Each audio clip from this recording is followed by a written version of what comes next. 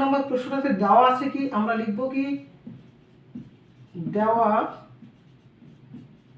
আছে, দেওয়া আছে কি, দেওয়া আছে a minus 1/a is equal to 3। এখন প্রশ্নে চেয়েছে কি a square plus 1/a square. তাহলে এখানে আমরা লিখব কি প্রদত্ত রাশি, কি লিখব প্রদত্ত রাশি দেওয়া আছে কি a square plus 1/a square সমান, আমরা বলো তো a স্কয়ার প্লাস 1/a স্কয়ারের সূত্র কি জানি, সরি অনুসিদ্ধান্ত কি জানি, a প্লাস বি নয়তো a minus B, a plus B নয়তো a মাইনাস বি।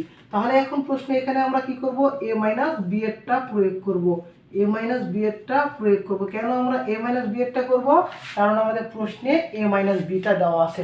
যদি প্রশ্নে a প্লাস বি দেওয়া থাকতো আমরা কি করতাম, এখানে a plus B whole square. Okay, এখানে মাইনাস হলে পরেরটা প্লাস, এখানে প্লাস হলে পরেরটা মাইনাস। হ্যাঁ, আর এখানে 2ab হবে। ওকে, এখানে 2ab হবে। আমি বলেছিলাম যে তোমাদের সূত্রে শেখার সময় যদি দুইটা স্কয়ার ভাঙা ভাবে থাকে তাহলে এক এক সংখ্যা সহ যোগ হয়ে কত হয়, 2 হয়। কিন্তু যখন বন্ধনী থাকবে অর্থাৎ প্রথম ব্র্যাকেট থাকবে তারপর স্কয়ার থাকবে তখন 4 হবে, অর্থাৎ 4ab হবে। ক্লিয়ার? এখন আমরা এখানে কি করব, দেখো তো লবে a হরে a কাটা। তাহলে a মাইনাস 1/a এর মান কত দেওয়া আছে, 3, তার উপর স্কয়ার প্লাস 2, 3 এর উপর স্কয়ার করলে কত হয়, 9 যোগ 2 ইজ ইকুয়াল টু 11। এই ছিল আমাদের প্রশ্নের উত্তর 11।